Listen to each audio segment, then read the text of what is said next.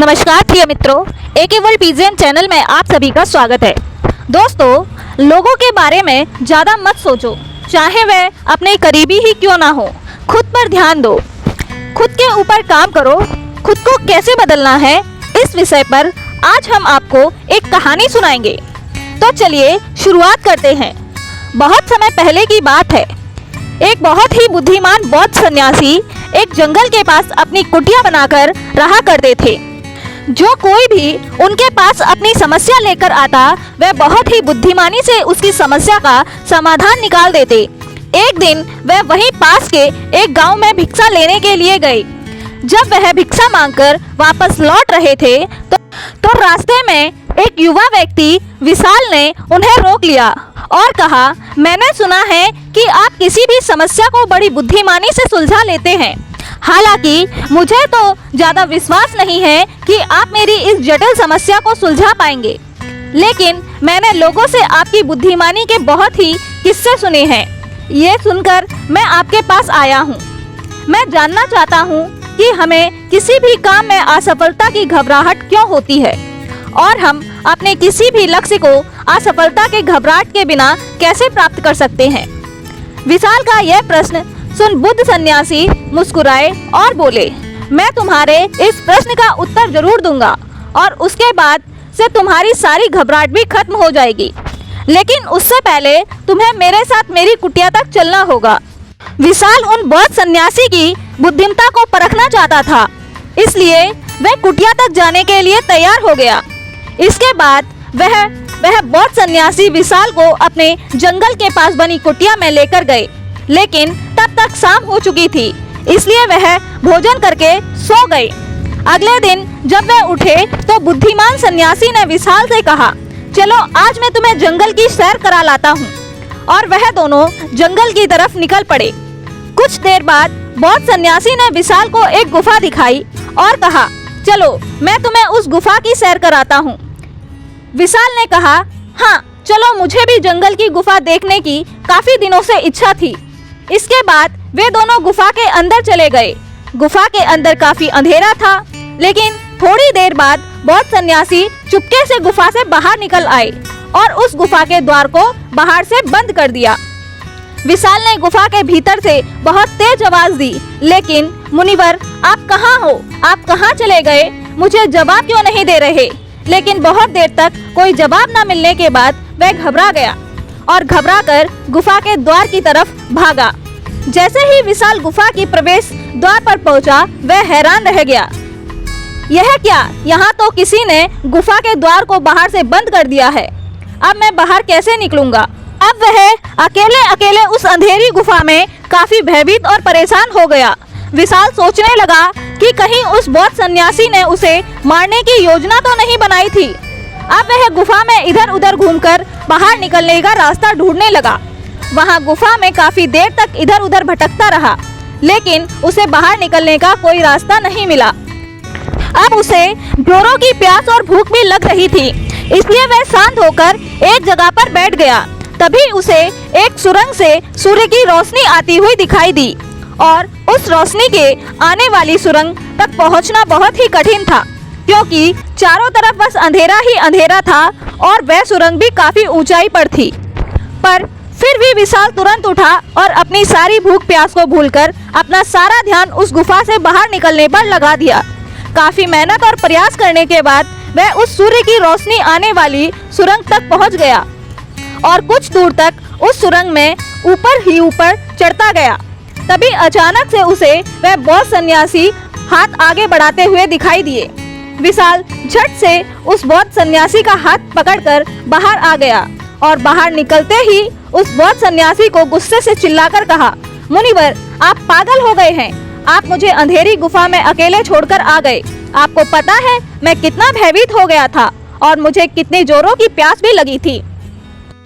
उस बौद्ध सन्यासी ने मुस्कुराते हुए उसे पानी दिया और कहा, अब मेरी बातों को ध्यान से सुनना। तुम इस गुफा के बाहर सिर्फ दो कारणों की वजह से निकल पाए, जिसने तुम्हें इस गुफा से बाहर निकलने के लिए मजबूर किया। पहला कारण क्योंकि तुम्हें जोरों की प्यास और भूख लगी थी, और दूसरा कारण तुम्हें वहाँ घुटन महसूस हो रही थी, क्योंकि तुम्हें मित्रों और परिवार वालों के साथ रहने की आदत पड़ चुकी है। अब मैं तुम्हें दो मुख्य कारण बताता हूँ जिसकी वजह से तुम इस गुफा से बाहर निकल पाए। पहला कारण, क्योंकि तुम्हारे साथ वहाँ यह कहने के लिए लोग नहीं थे कि इतने अंधेरे में इतनी ऊंचाई पर तुम उस सुरंग तक कैसे पहुँच पाओगे, यह तो असंभव है। और दूसरा कारण यह है, कहने के लिए भी लोग नहीं थे कि चलो कोई दूसरा रास्ता देखते हैं, इससे भी आसान रास्ता मिल जाएगा और हम बहुत आसानी से इसको फिर से बाहर निकल पाएंगे। सफलता प्राप्त करने के नियम भी कुछ ऐसे ही हैं। यह तो मैंने तुम्हें सफलता कैसे प्राप्त करें इसकी एक छोटी सी दुनिया बनाकर दिखाई है, और वास्तविक दुनिया इससे कहीं अधिक जटिल होती है।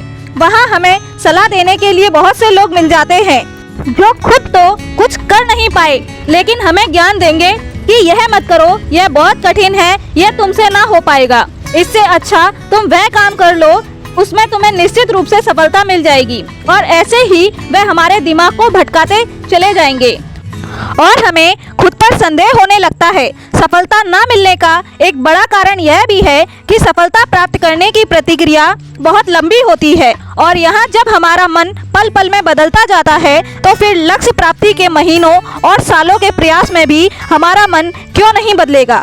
हमारा मन बदल ही जाता है और हम उस रास्ते को छोड़कर अलग अलग रास्तों को अपनाने लगते हैं। गौतम बुद्ध अक्सर अपने शिष्यों से कहा करते थे कि परेशानियां हमें तभी दिखती हैं जब हमारा ध्यान हमारे लक्ष्यों पर नहीं होता, और यह बात 100% सही है। जैसे जब एक तीरंदाज तीर मारने वाला होता है और वह अपनी एक आंख को बंद कर लेता है और दूसरी आंखों से सिर्फ लक्ष्य को देखता है, तब जाकर वह अपने लक्ष्य को प्राप्त कर पाता है। ठीक इसी प्रकार हमें सफलता का डर तभी लगता है जब हमारा ध्यान अपने लक्ष्यों पर ना होकर रास्तों पर आने वाली कठिनाइयों पर होता है। तो हम इस गुफा से बाहर इसलिए निकल पाए क्योंकि तुम्हें गुफा के अंदर आने के अलावा और कुछ दिखाई नहीं पड़ रहा था। अगर उस गुफा के अंदर प्रकाश होता तो तुम वहाँ के बड़े बड़े गड्ढों और कीड़े मकोड़ों को देखकर डर जाते और वहीं भटकते रह जाते। इसलिए अपना सारा ध्यान केवल अपने लक्ष्य पर टिकाए रखो और आसपास क्या हो रहा है, लोग क्या बोल रहे हैं, उस पर ध्यान देना बंद कर दो। तुम्हारे मित्र और रिश्तेदार क्या कर रहे हैं, उन्हें सफलता मिली कि नहीं मिली, यह सब देखना बंद कर दो। केवल खुद के काम पर ध्यान दो। फिर देखना कि जब तुम्हारा समय आएगा तो लोग खड़े होकर तुम्हारे लिए तालियां बजाएंगे। और इतना कहकर वह बौद्ध सन्यासी मौन हो गए। विशाल ने कहा, मुनिवर, आपने तो आज मेरी आंखें ही खोल दी। आपकी कही हर एक बात में मुझे बुद्धिमानी नजर आई। आप सच में बहुत बुद्धिमान हैं, इसलिए सभी आपको बुद्धिमान का लोहा मानते हैं। मैं आपको वचन देता हूँ कि आज से मेरे मन को कभी भी असफलता के डर से नहीं सताऊंगा।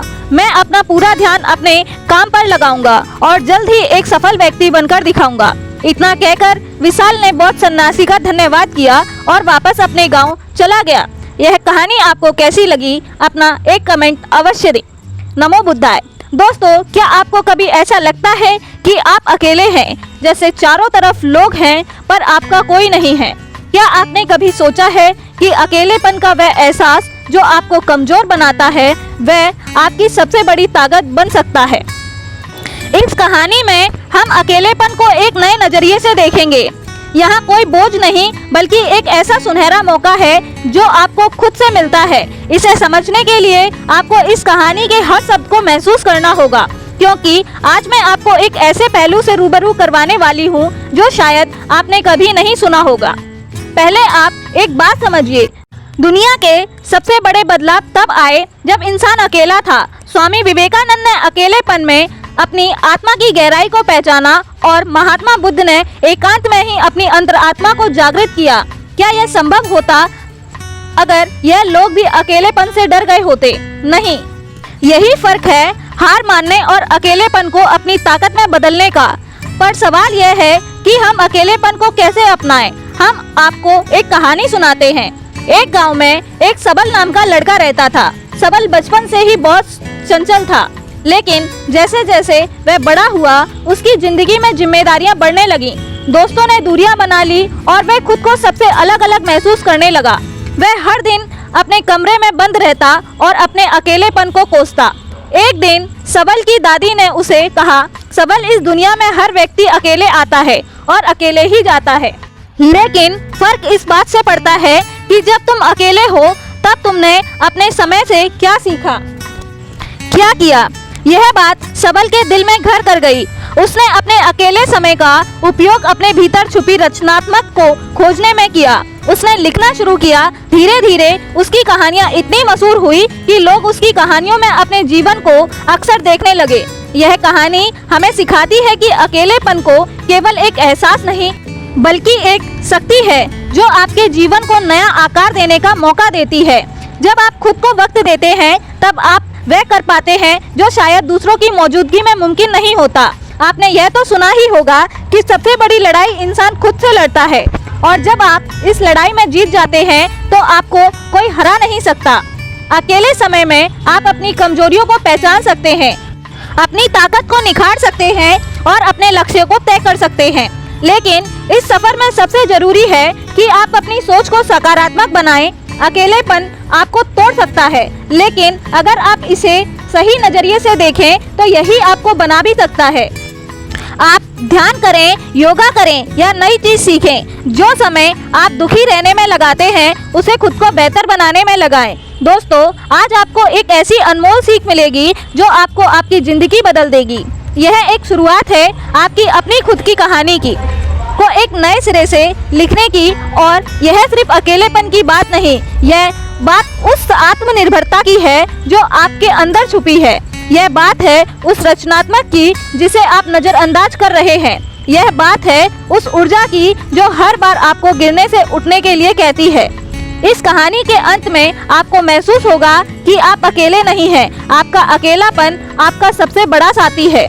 और अगले वीडियो में हम इस बात पर चर्चा करेंगे कि आप अपने अकेलेपन को और भी गहराई से समझ सकते हैं। तो याद रखिए, आप अकेले नहीं हैं। आपका अकेलापन ही आपकी असली ताकत है। इसे अपनाएं, इसे समझें और इसे अपनी नई पहचान बनाने दीजिए। कहते हैं अकेलेपन में ही इंसान अपनी सच्ची पहचान खोज पाता है। क्या आप मानेंगे कि कभी कभी ईश्वर हमें अकेला इसलिए छोड़ता है ताकि हम खुद को समझ सकें, खुद से जुड़ सकें। आज मैं आपको एक ऐसी कहानी सुनाने जा रही हूँ जो आपके दिल को छू जाएगी और आपके जीवन में अकेलेपन के मायने को ही बदल देगी। नमस्कार दोस्तों, मैं AK वर्ल्ड PGM चैनल में आप सभी का स्वागत करती हूँ। दोस्तों, आपके जीवन में एक नई दिशा देने का प्रयास करूंगी। अगर आपको हमारा यह प्रयास अच्छा लगे तो कमेंट में नमो बुद्धाय अवश्य लिखें। तो कहानी शुरू करते हैं। यह कहानी है सबल की। सबल एक छोटे से कस्बे का लड़का था जो हर किसी की तरह एक सामान्य जिंदगी जी रहा था। उसका एक खुशहाल परिवार था, दोस्त थे और वह अपनी पढ़ाई में भी अच्छा था। लेकिन जैसे जैसे समय बीता उसकी जिंदगी में बदलाव आने लगे। उसके माता पिता का तबादला दूसरे शहर में हो गया। दोस्त दूर होते चले गए और अपना परिवार भी धीरे धीरे अपनी व्यवस्था में खोने लगा। सबल जो कभी लोगों से घिरा रहता था अब अकेलेपन की चुप्पी से जूझ रहा था। सबल को यह समझ नहीं आ रहा था कि यह सब क्यों हो रहा है। उसे लगता था जैसे उसकी जिंदगी में सब कुछ खत्म हो गया है। वह अकेले कमरे में बैठा खुद से सवाल करता रहता, आखिर मेरी गलती क्या है? क्या मैं इतना बुरा हूँ कि सबने मुझे छोड़ दिया?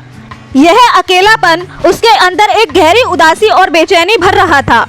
एक दिन जब वह पार्क में बैठा था तो उसने देखा कि एक छोटी सी चिड़िया अपने घोंसले में अकेले बैठी है, लेकिन वह उदास नहीं थी। वह बार बार उड़ान भरती, पेड़ की डालियों से तिनके लाती और अपने घोंसलों को मजबूत बनाती। सबल ने पहली बार महसूस किया कि वह चिड़िया भी अकेली थी, लेकिन उसने अपने अकेलेपन को अपनी मजबूती बना लिया और वह अपने घोंसले को तैयार कर रही थी ताकि जब वक्त आए तो वह उसमें सुकून पा सके। इस घटना ने सबल को झकझोर दिया। अब वह समझ गया था कि अकेलापन हमें तोड़ने के लिए नहीं आता, यह हमें खुद को बनाने का मौका देता है। उसी दिन से सबल ने ठान लिया कि वह अकेलेपन को अपनी कमजोरी नहीं बल्कि अपनी ताकत बनाएगा। उसने पढ़ाई पर ध्यान देना शुरू किया और नई नई किताबें पढ़ने लगा और धीरे धीरे उसकी जिंदगी में बदलाव आने लगे। लेकिन कहानी यही खत्म नहीं होती। सबल ने जो अकेलेपन में सीखा वह हर किसी के लिए एक सबक है। उसने महसूस किया कि अकेलापन एक खाली कागज की तरह है जिस पर आप अपनी जिंदगी के रंग भर सकते हैं। उसने यह भी समझा कि अकेला समय वह खजाना है जिसमें आप अपनी आत्मा की आवाज़ सुन सकते हैं। यह एक दिन जब सबल ने एक बड़ी प्रतियोगिता में भाग लिया तो उसने अपनी तैयारियों से सभी को चौंका दिया। उसे पुरस्कार मिला, लेकिन उससे बड़ी चीज जो उसने हासिल की वह थी खुद पर विश्वास। जब लोगों ने उससे पूछा कि तुमने इतनी तैयारी अकेले कैसे की, तो वह मुस्कुराकर बोला, मेरा अकेलापन ही मेरा सबसे अच्छा साथी है। उसने मुझे खुद से मिलवाया और अपनी असली ताकत का एहसास करवाया। सबल की कहानी हमें यह सिखाती है कि अकेलापन सिर्फ एक एहसास नहीं बल्कि एक ताकत है। यह हमें हमारी कमजोरियों से लड़ने और खुद को एक नई दिशा देने का मौका देता है। तो आप भी सोचिए, क्या आप अपने अकेलेपन को एक नया मोड़ दे सकते हैं? क्या आप इसे अपनी रचनात्मक और आत्मनिर्भरता की ओर ले जा सकते हैं? शायद आपकी कहानी भी किसी सबल की तरह किसी और के लिए प्रेरणा बन जाए। इस कहानी से एक और बात निकल कर आती है, अकेलापन केवल एक स्थिति नहीं है, यह एक मौका है। यह वह समय है जब आप अपनी जिंदगी को एक नई दिशा में ले जाते हैं और यहीं से हमारी अगली चर्चा शुरू होगी। अगली बार हम जानेंगे कि कैसे अकेलापन हमें खुद को और गहराई से जानने का मौका देता है और कैसे आप इसे अपनी आत्मविकास का माध्यम बना सकते हैं। दोस्तों, क्या आपने कभी महसूस किया है हमारी सबसे गहरी बातें, हमारे सबसे गहरे डर और हमारी सबसे सुंदर सपने तभी सामने आते हैं जब हम अकेले होते हैं। शायद यही कारण है कि अकेलेपन हमें सबसे ईमानदार बना देता है। आज हम उस अकेलेपन से जुड़े एक और पहलू की बात करेंगे जो आपको खुद से और दूसरों से गहरे स्तर तक जोड़ देगा। सबल की कहानी वहीं खत्म नहीं होती। अब जब अपने अकेलेपन को अपनी ताकत बना रहा था तो उसने एक और अनमोल चीज सीखी, वह था दूसरों के साथ साथ गहराई से जुड़ने का हुनर। यह कनेक्शन सिर्फ शब्दों तक ही सीमित नहीं रहा था बल्कि भावनाओं और समझ का। एक दिन सबल अपने गुरुजी के पास गया और उसने पूछा, गुरुजी, जब मैं अकेला था तो मैंने खुद को समझा, लेकिन अब मैं देखता हूँ कि लोग एक दूसरे से बातें करते हुए भी अकेले हैं, ऐसा क्यों?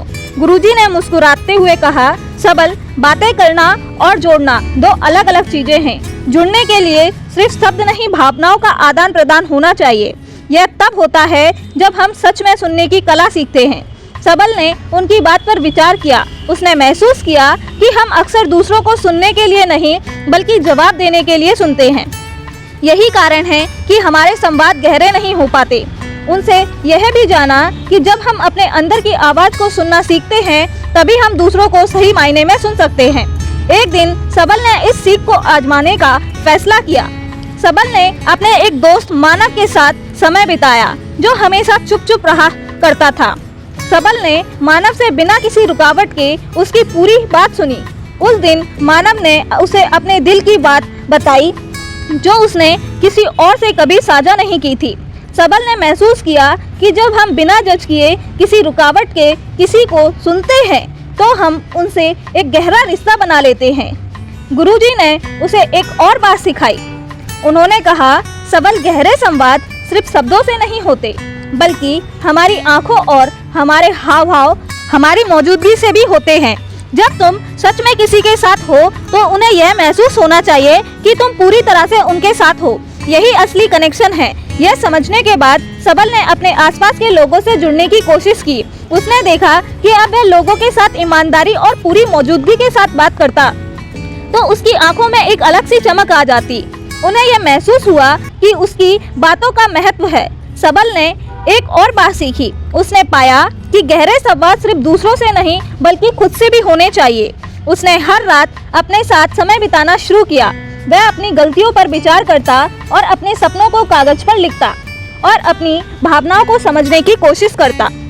उसके इस आत्मनिर्भरता और आत्मज्ञान का सबसे बड़ा साधन बन गया। तो क्या आप अपने जीवन में गहरे संवाद बना पा रहे हैं? क्या आप सिर्फ सुन रहे हैं या सच में दूसरों को समझने की कोशिश कर रहे हैं? क्या आप अपने अकेलेपन को इस स्तर तक ले जा सकते हैं कि वह आपको खुद से और दूसरों से गहरे स्तर तक जोड़ दे? आगे की चर्चा में हम जानेंगे कि कैसे गहरे संवाद सिर्फ रिश्ते बनाने को याद रखें। गहरे संवाद हमें हमारी जड़ों से जोड़ते हैं। यह वह पुल है जो अकेलेपन को आत्मनिर्भरता और रचनात्मक और आत्मविकास से जोड़ता है। मित्रों, क्या आप जानते हैं कि अकेलापन एक ऐसा साथी है जिसे सही तरीके से अपनाने पर वह आपकी सबसे बड़ी ताकत बन सकता है।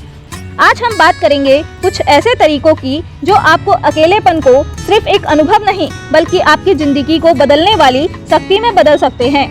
पिछली कहानी में आपने देखा कि कैसे सबल ने अपने अकेलेपन को गहरे संवाद और आत्म जुड़ाव का माध्यम बनाया।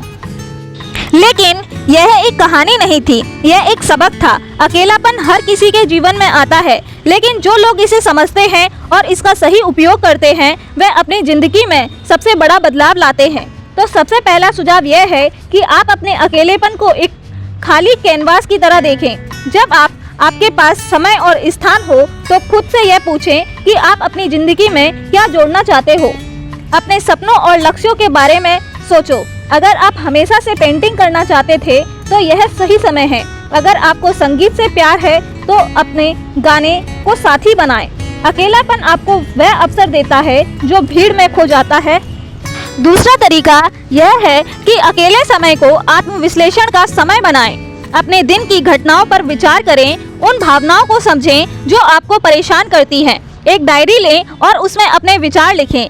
यह प्रतिक्रिया न केवल आपको अपनी भावनाओं को समझने में मदद करेंगी बल्कि आपको मानसिक शक्ति भी देंगी। सबल ने यही किया। उसने अपने विचारों को शब्दों में बदला और पाया कि उसकी सबसे बड़ी समस्या का हल उसके अंदर ही छिपा था। तीसरा सुझाव यह है कि अपने शरीर को और मन का ख्याल रखें। अकेलेपन का यही सही उपयोग तब होता है जब आप इसे अपने स्वास्थ्य को बेहतर बनाने के लिए इस्तेमाल करते हैं। सुबह उठकर योग करें, ध्यान लगाएं या कोई ऐसा व्यायाम करें जो आपके शरीर को मन दोनों को मजबूत बनाए। यह न केवल आपकी ऊर्जा को बढ़ाएगा बल्कि आपको आत्मनिर्भर और आत्मविश्वास भी बनाएगा। चौथा तरीका यह है कि कुछ नया सीखने का साहस करें। अकेलापन एक ऐसा समय है जब आप अपनी सीमाओं को चुनौती देते हैं। आप ऑनलाइन कोर्स कर सकते हैं, कोई नई भाषा सीख सकते हैं या किसी नई कला में महारत हासिल कर सकते हैं। यह न केवल आपको व्यस्त रखेगा बल्कि आपकी क्षमताओं को भी बढ़ाएगा। पांचवा और सबसे महत्वपूर्ण सुझाव यह है कि अपने अकेलेपन को दूसरों के जीवन में सकारात्मक बदलाव लाने का जरिया बनाएं। किसी जरूरतमंद की मदद करें, किसी को अपनी कहानी सुनाएं या किसी संगठन के साथ जुड़ें। जब आप दूसरों के जीवन में बदलाव लाते हैं तो आपका अकेलापन खुद ब खुद चला जाता है। तो क्या आप अपने अकेलेपन को अपनी ताकत बनाने के लिए तैयार हैं? क्या आप इसे रचनात्मक आत्म जुड़ाव और आत्मनिर्भरता का माध्यम बना सकते हैं? इस सफर में आपके पास हर कदम पर अवसर है। अपने अकेलेपन को अपनाएं, उसे समझें और उसे अपनी सबसे बड़ी ताकत में बदल दें। और यहीं से हमारी अगली चर्चा शुरू होगी। कैसे हम अपने अकेलेपन को गहरे अर्थ और आत्मविकास का माध्यम बना सकते हैं। याद रखें, अकेलापन एक ताकत है, जिसे सही तरीके से इस्तेमाल किया जाए तो यह आपकी जिंदगी का सबसे बड़ा आशीर्वाद बन सकता है। अकेलापन एक अंधेरी गुफा की तरह हो सकता है, जहां पहले कदम पर डर का सामना करना पड़ता है, लेकिन जैसे जैसे आप उस गुफा के अंदर जाते हैं तो आपको पता चलता है कि उसमें अनगिनत खजाने छिपे हैं। यह खजाने हैं आपकी ताकत, आपकी रचनात्मक और आपकी सच्ची पहचान। सबल की यात्रा में भी हमने सिखाया कि अकेलापन कोई अभिशाप नहीं है। यह एक ऐसा साथी है जो हमें खुद से जोड़ता है और दूसरों से जुड़ने की ताकत भी देता है। जब आप अपने अंदर की आवाज को सुनने लगते हैं तो दुनिया की शोरगुल भरी आवाजें धुंधली पड़ने लगती हैं। और यही पल होता है जब आप अपने विचारों को अपने जीवन में एक गहरा बदलाव लाने के लिए तैयार हो जाते हैं। गहरे संवाद सिर्फ दूसरों के लिए नहीं बल्कि खुद के लिए भी जरूरी है। जब आप अपने भीतर झांकते हैं और अपने डर, असुरक्षा और सपनों का सामना करते हैं तो आप एक नई रोशनी में खुद को देख पाते हैं और यही रोशनी आपको दूसरों के साथ गहराई से जुड़ने की ताकत देती है। इस यात्रा में सबसे बड़ा सबक यह है कि आप अपने अकेलेपन को समझते हैं और उसे स्वीकार करते हैं तो आप दुनिया के हर अकेले इंसान से जुड़ जाते हैं, क्योंकि अकेलापन एक ऐसी भाषा है जिसे हर इंसान समझता है। और जब आप इस भाषा में दूसरों से बात करते हैं तो आप सिर्फ उसके दिल तक नहीं बल्कि उसकी आत्मा तक पहुंच जाते हैं। तो आज इस वीडियो का अंत हम एक ऐसे विचार के साथ करेंगे जो शायद आपके जीवन को बदल सके। अकेलापन कोई सजा नहीं बल्कि एक अवसर है। यह आपको खुद को खोजने, अपनी ताकत को पहचानने और दूसरों के साथ सच्चा कनेक्शन बनाने का मौका देता है। इसे अपनाएं, इसे समझें और इसे अपनी सबसे बड़ी ताकत बनाएं। याद रखें, आप अपनी आत्मा के साथ जुड़ते हैं तभी आप दूसरों की आत्मा तक पहुंच सकते हैं और यही जीवन का सबसे गहरा कनेक्शन है। अगली बार जब आप अकेले हो तो उसे एक मौका दीजिए, शायद वह आपके जीवन की सबसे खूबसूरत यात्रा की शुरुआत हो। हमें उम्मीद है आपको यह कहानी पसंद आई होगी। अपने सुझाव कमेंट बॉक्स में दीजिए। तो आइए बढ़ते हैं अगली कहानी की ओर। मानव अपनी पत्नी की जलती चिता के सामने बैठकर फूट फूट कर रो रहा था। कुछ दिनों पहले की बात है, उसने अपनी ही पत्नी से किसी बात पर बहस कर ली और गुस्से में अपनी पत्नी को कुछ ऐसे शब्द बोल दिए जिसके बाद उसकी पत्नी ने आत्महत्या कर ली। मानव बिलक बिलक कर रोते हुए एक ही शब्द दोहरा रहा था कि मुझे इस बात का कोई भी एहसास नहीं था, कोई अंदाजा ही नहीं था कि मेरे शब्द किसी की जान ले सकते हैं। काश यह मुझे पहले पता होता कि मेरे शब्द किसी को इतना नुकसान पहुंचा सकते हैं, तो मैं अपनी जुबान पर हमेशा काबू रखता, उसे बांध कर रखता, हमेशा सोच समझकर उसका प्रयोग करता। लेकिन मैं नासमझ हूँ, मैं मूर्ख हूँ और मेरी मूर्खता के कारण तुमने अपनी जान दे दी। अब मानव को अपने किए हुए पर बहुत पछतावा हो रहा था। मानव सोच रहा था कि अगर इस गलती को ठीक करने का कोई उपाय होता तो मैं अपनी जान पर खेलकर भी इस गलती को सुधार लेता।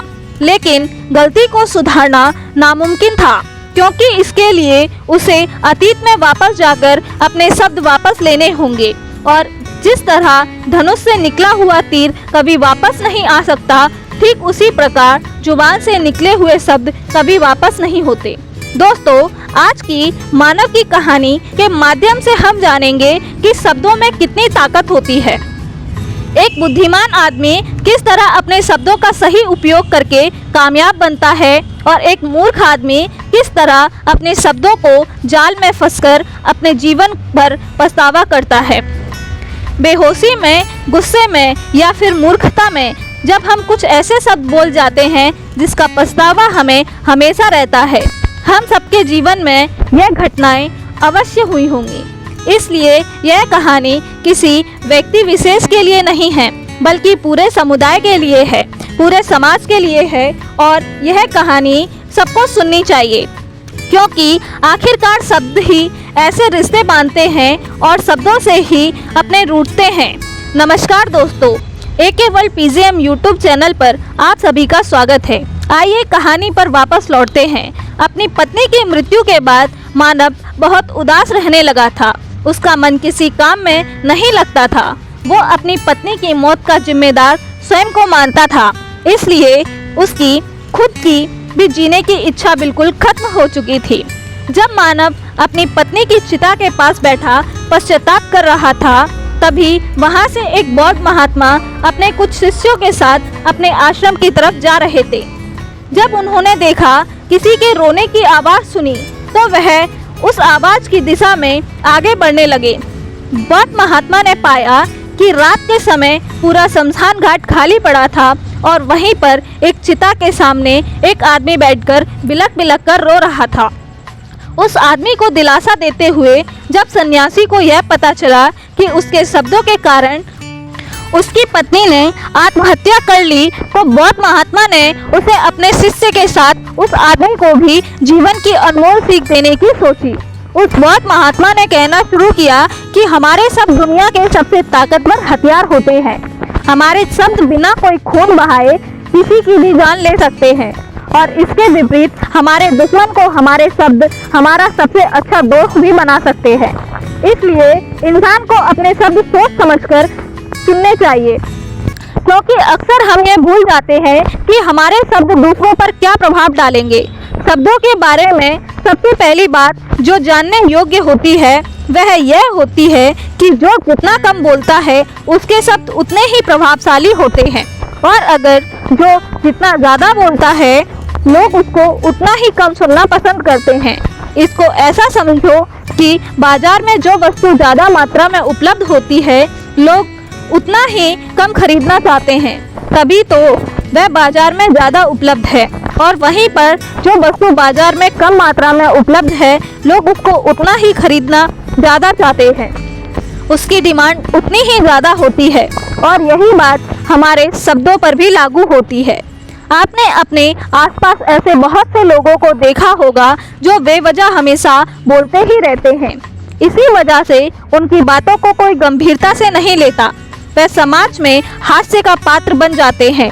और वहीं पर जो लोग कम बोलते हैं, लोग उनको सुनना चाहते हैं, उनकी सलाह लेना चाहते हैं, क्योंकि लोग समझते हैं कि वह बहुत बुद्धिमान हैं और वह सोच समझकर ही अपना निर्णय लेते हैं और तभी कुछ बोलते हैं।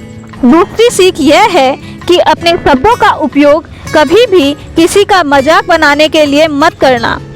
शीश महल में जब दुर्योधन ठोकर खाकर गिर पड़ा तो वहां द्रौपदी की हंसी छूट गई थी, जिसके कारण दुर्योधन के मन में द्रौपदी के प्रति कड़वाहट पैदा हो गई थी और तभी उसने द्रौपदी से बदला लेने का निश्चय कर लिया था। अनजाने में जब भी आप किसी का मजाक बनाते हैं, दूसरों के सामने उसकी बेइज्जती करते हैं या उसकी हंसी उड़ाते हैं, तो आपके यही शब्द सामने वाले को सबसे बड़ा शत्रु बना देते हैं और समय आने पर यह व्यक्ति आपसे बदला लेने के लिए आपको धोखा भी देते हैं और अन्य लोगों के सामने आपका मजाक भी बनाएंगे।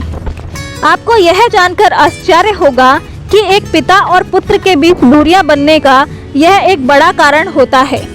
जब तक पिता बार बार अपने बेटे को नालायक, निकम्मा, बेवकूफ़ ऐसे शब्द बोलता है, सबके सामने बेटे का उपहास उड़ाता है, तब उस बेटे के मन में अपने पिता के प्रति ईर्ष्या का भाव उत्पन्न हो जाता है। अब यदि बुढ़ापे में बेटा अपने पापा की देखरेख ना करे तो कोई आश्चर्य नहीं होना चाहिए, क्योंकि बेटे के अंदर ईर्ष्या का बीज खुद उसके पिता ने ही बोया था, जो समय के साथ अब पेड़ बन गया है। इसलिए यह बात हमेशा याद रखना कि अपने बेटे की बुराई किसी दूसरे के सामने ना करें।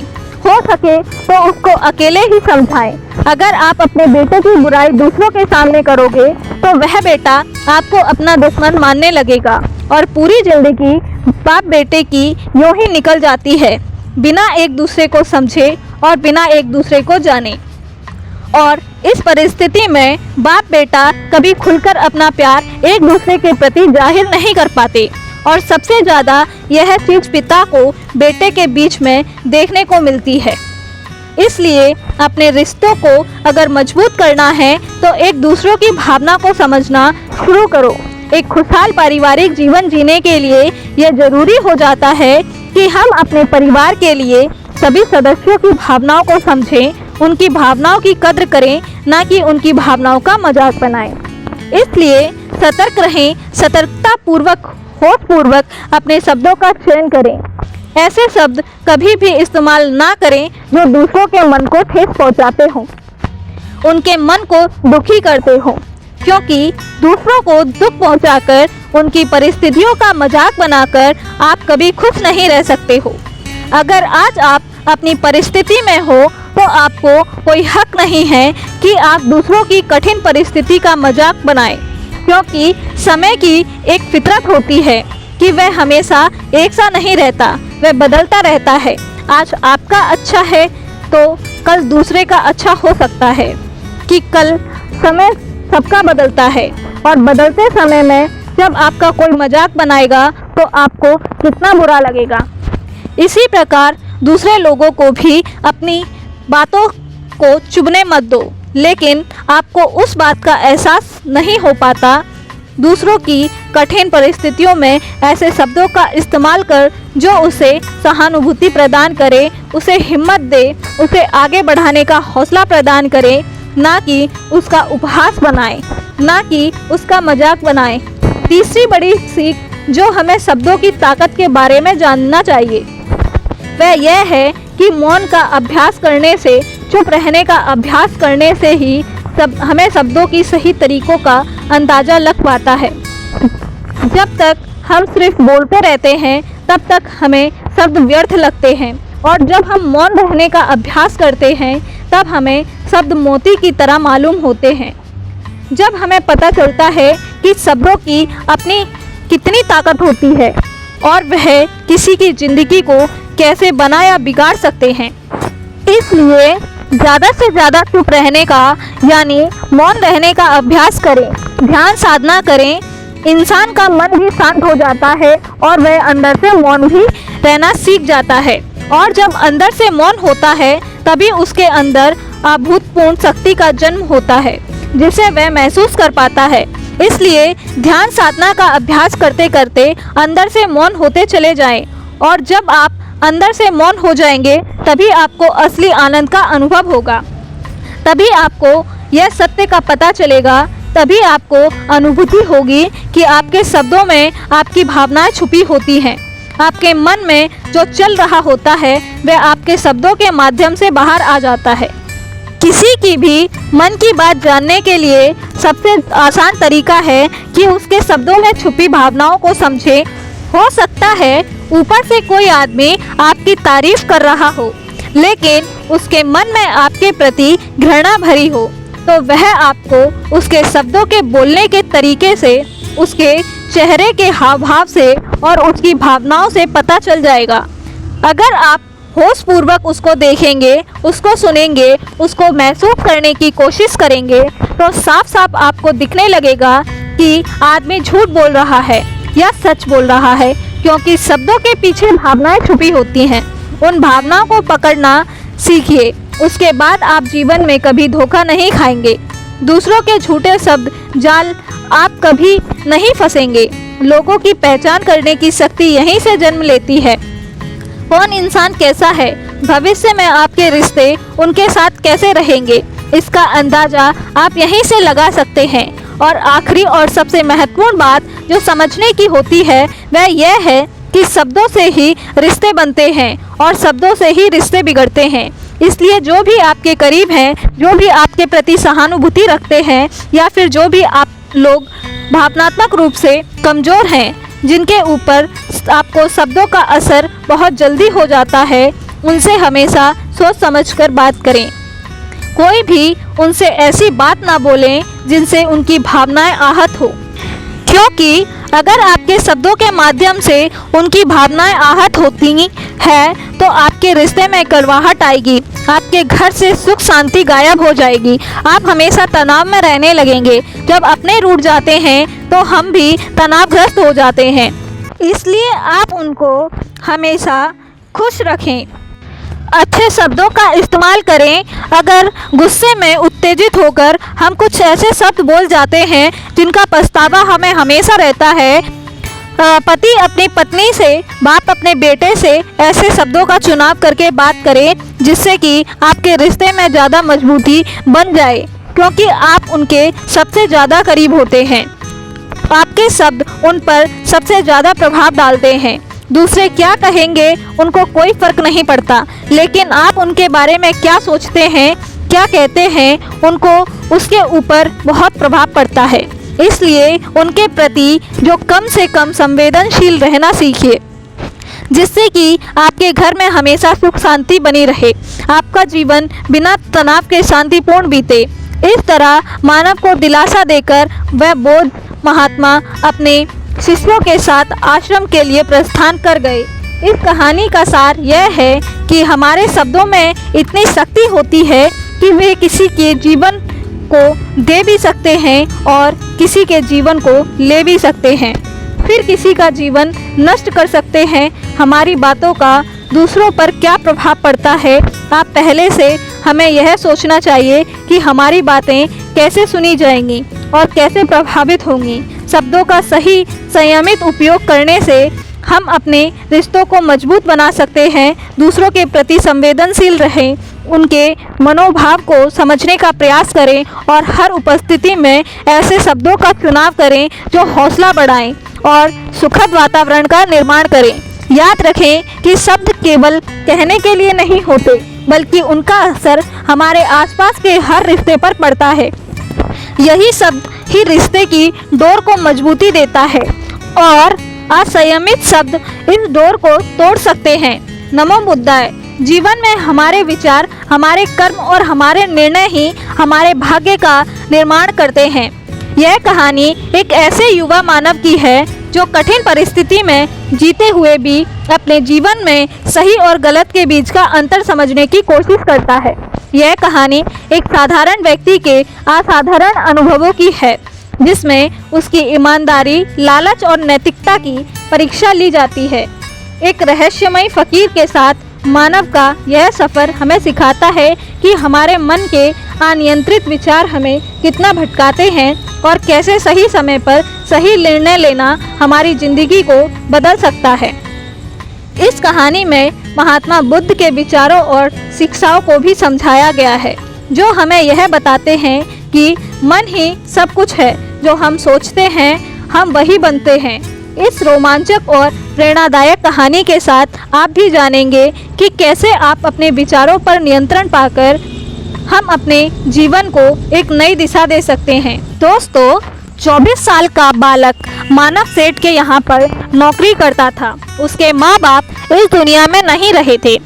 जिंदगी बड़ी परेशानी में चल रही थी।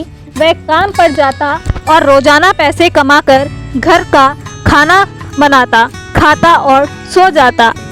एक दिन उसने देखा कि एक बूढ़े फकीर अपनी पीठ पर 3 थैले लेकर एक शहर से दूसरे शहर की ओर जा रहे थे।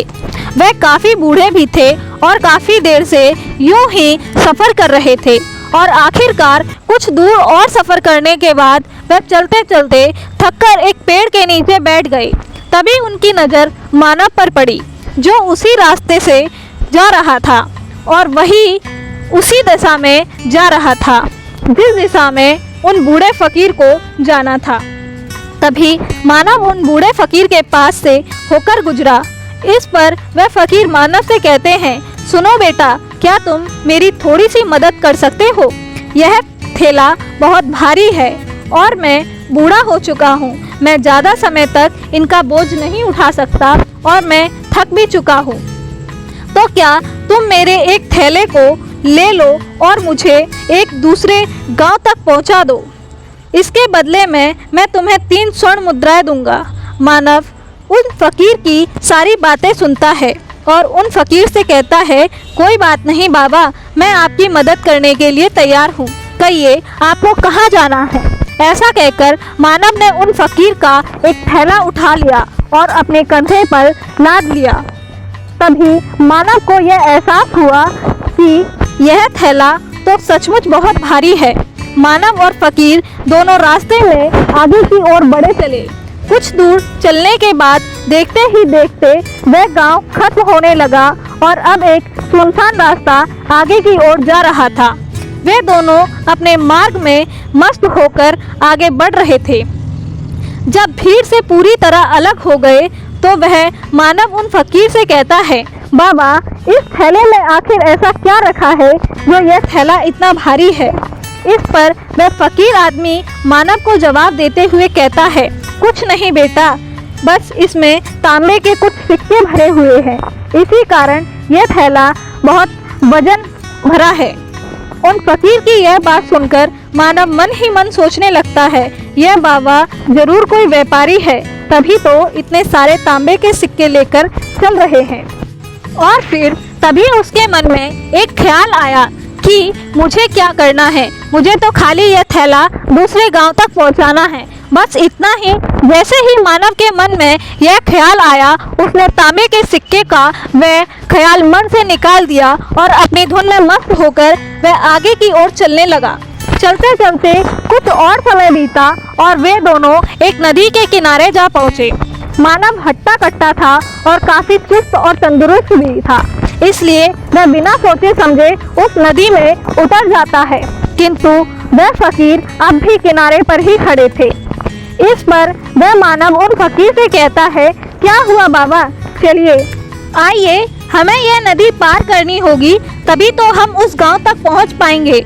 इस पर वह फकीर मानव से कहता है, जानता हूं बेटा कि हमें यह नदी पार करनी होगी, लेकिन जैसा तुम जानते हो अब मैं बूढ़ा हो चुका हूँ। 2-2 थैले लेकर यह नदी पार नहीं कर सकता।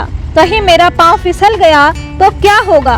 तुम मेरी एक और गठरी ले सकते हो, मैं तुम्हें इसके बदले में भी 3 स्वर्ण मुद्राएं दूंगा। इस पर मानव मुस्कुराते हुए उन फकीर से कहता है, बाबा आप मुझे शर्मिंदा कर रहे हैं। यदि आप मुझे स्वर्ण मुद्राएं ना भी दें तो भी मैं आपका कार्य अवश्य करूंगा, आपको उस दूसरे गांव तक जरूर पहुंचाऊंगा। इस पर वह फकीर मुस्कुराते हुए मानव से कहता है, बेटा तुम तो बड़े ही भले इंसान लगते हो। इतना कहकर उन्होंने वह दूसरी गठरी भी मानव को थमा दी। मानव जब वह दूसरी गठरी को अपने कंधे पर रखी तो वह गठरी भी उससे ज़्यादा भारी लगी, लेकिन उसने वहाँ पर कुछ नहीं कहा। जैसे तैसे उन दोनों ने नदी पार करी। नदी पार करने के बाद बातों ही बातों में मानव ने उन फकीर से कहा, बाबा आखिरकार इस दूसरी गठरी में क्या है? यह गठरी भी बहुत वजनी है। इन पर वही फकीर मानव को जवाब देते हुए कहते हैं, बेटा इसमें चांदी के सिक्के हैं, इसी कारण यह गठरी बहुत वजनी है। उन फकीर की यह सारी बातें सुनकर अब मानव का दिमाग तेजी से काम करने लगा। वह यह सोच रहा था कि एक थैले में तांबे के सिक्के, दूसरे में चांदी के। ऐसा प्रतीत होता है मानो यह फकीर बाबा कहीं दूर से आ रहे हैं और उन्होंने अपनी सारी जमीन जायदाद बेचकर यह सारे सिक्के इकट्ठे किए हैं, तभी तो वह इतना धन लेकर चल रहे हैं। लेकिन मानव उन फकीर से कुछ नहीं कहता। वो दोनों चुपचाप मार्ग में आगे की ओर बढ़ते चलते हैं। कुछ दूर बढ़ने के बाद एक बार फिर एक सुनसान राह आती है। उस सुनसान रास्ते को देखकर मानव के मन में तरह तरह के विचार उत्पन्न होने लगे। वह यह सोचने लगा, अरे यह तो सुनसान जगह है, अगर मैं यह सिक्के लेकर यहाँ से भाग जाऊँ तो यह फकीर मेरे पीछे कब तक दौड़ेगा। मुझे नहीं लगता कि मुझे यह कभी पकड़ भी पाएगा। यहाँ पर कोई है भी नहीं जो इनकी मदद कर पाए, और वैसे भी यह बहुत सारे सिक्के हैं। मैं इनसे एक अच्छी दुकान खरीद सकता हूँ, अपना नया व्यापार शुरू कर सकता हूँ, और वैसे भी यह बूढ़ा फकीर अब इन पैसों का क्या करेगा। इससे अच्छा तो मैं ही इन्हें रख लेता हूँ। मानव यह सब के बारे में सोच ही रहा था, तभी अचानक से खुद पर आश्चर्य हुआ। अरे मैं यह क्या सोच रहा हूँ? यह फकीर बाबा न जाने कहाँ से आ रहे हैं और क्या बेचकर इन्होंने इतने सारे पैसे इकट्ठा किए होंगे। मुझे इनका फ़ायदा नहीं उठाना चाहिए। नहीं, मुझे ऐसा नहीं करना चाहिए। उसने कुछ देर के लिए जो अपने मन के विचारों को काबू में ले लिया, लेकिन कुछ देर बाद उसके मन के विचार उस पर देखते ही देखते हावी होने लगे। मानव 2 थैले लेकर उन फकीर के पीछे चल रहा था और कुछ दूर आगे चलने के बाद एक पहाड़ी आई। इस पर वह फकीर बाबा मानव से कहते हैं, बेटा यह पहाड़ी मैं नहीं चढ़ पाऊंगा। मैं काफ़ी बूढ़ा हो चुका हूँ और मेरे घुटने में भी दर्द रहता है।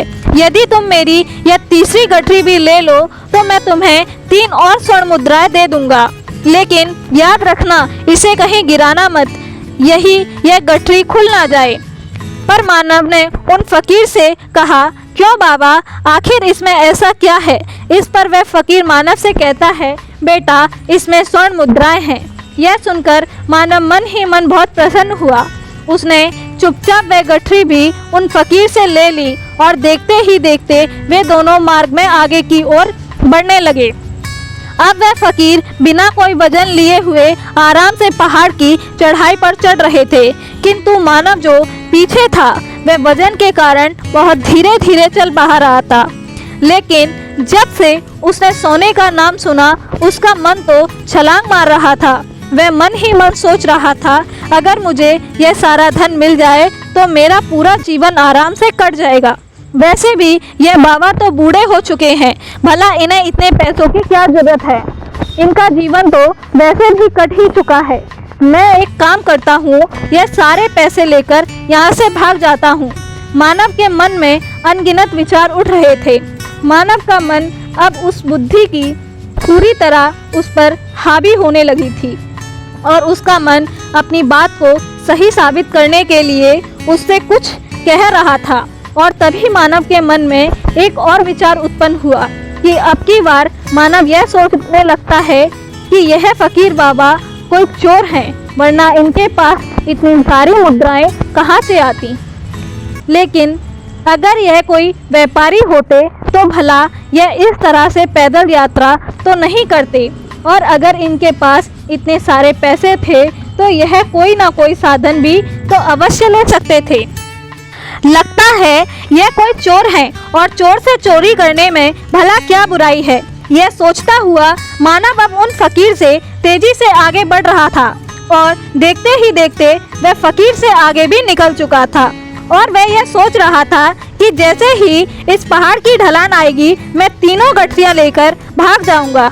इससे यह सारे पैसे मेरे हो जाएंगे और मेरी गरीबी भी हमेशा के लिए दूर हो जाएगी।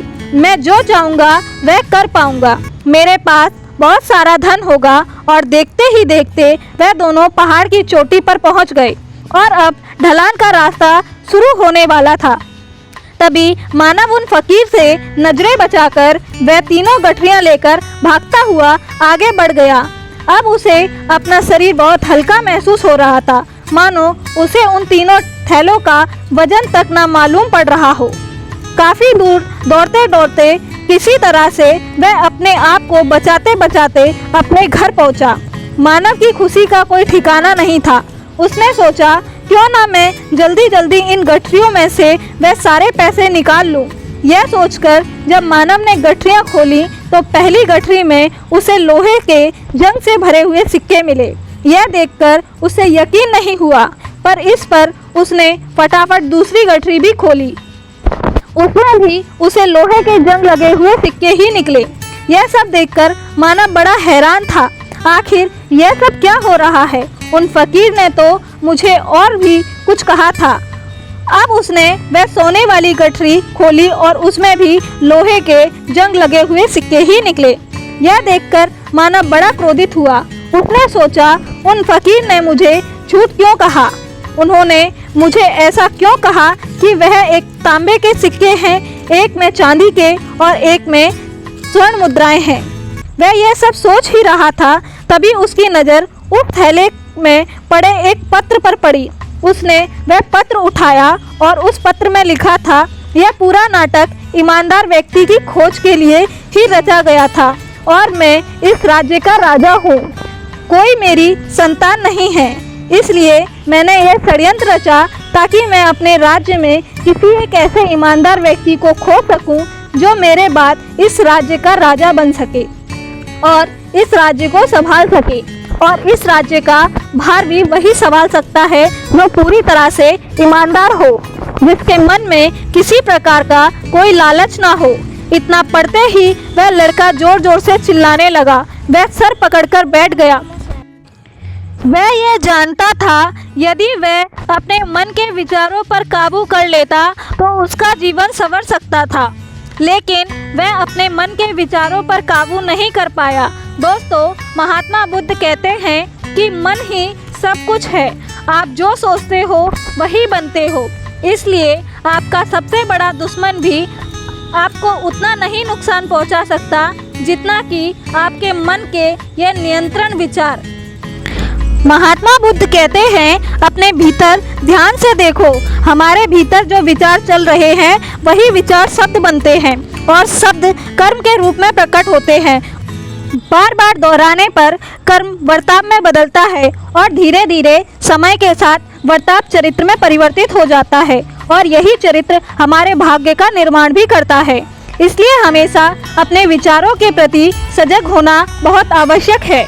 हमें जागरूक होना बहुत आवश्यक है। हमें यह जानना जरूरी है कि हमारे मन में किस प्रकार के विचार आ रहे हैं। आगे महात्मा बुद्ध कहते हैं कि कमजोरी हमेशा छोटे विचार के शुरू होती है। यह एक बीज के रूप में होती है। यदि इस बीज को नष्ट किया जाए तो यह एक छोटा सा विचार बहुत जल्द एक विशाल वृक्ष का रूप ले लेता है और हमारी बुद्धि की सोचने और समझने की क्षमता को पूरी तरह से नष्ट कर देता है। जिस प्रकार आपने इस कहानी में देखा कि किस प्रकार उस जवान लड़के का मन उस पर हावी हो चुका था और सही गलत सोचने की क्षमता उसने पूरी तरह नष्ट कर दी थी, जिस कारण वह यह समझ नहीं पाया कि उसे क्या करना चाहिए और उसके लालच ने उसके भीतर उतनी ऊर्जा भर दी कि वह दोनों थैले उठाकर इतनी तेजी से वहां से भाग आया आगे भी बढ़ गया। इसलिए जब आपके मन में पहली बार कोई गलत विचार उत्पन्न हो तभी उसे जड़ से उखाड़ देना चाहिए, अन्यथा वह विशाल वृक्ष का रूप ले लेगा और आपको किसी न किसी गलत राह पर धकेल देगा। आप चाहकर भी उसे रोक नहीं पाएंगे। लेकिन अब आपके मन में यह प्रश्न उठ रहा होगा कि हम भला अपने मन के विचारों को कैसे नियंत्रित करें।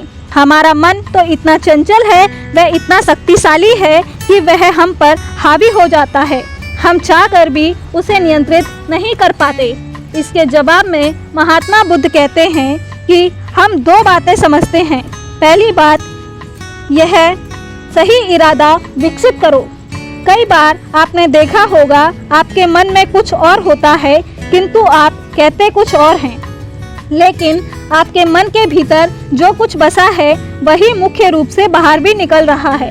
लेकिन जब हमसे वह गलती हो जाती है उसके बाद हमारा मस्तिष्क अच्छी तरह से काम करना शुरू कर देता है।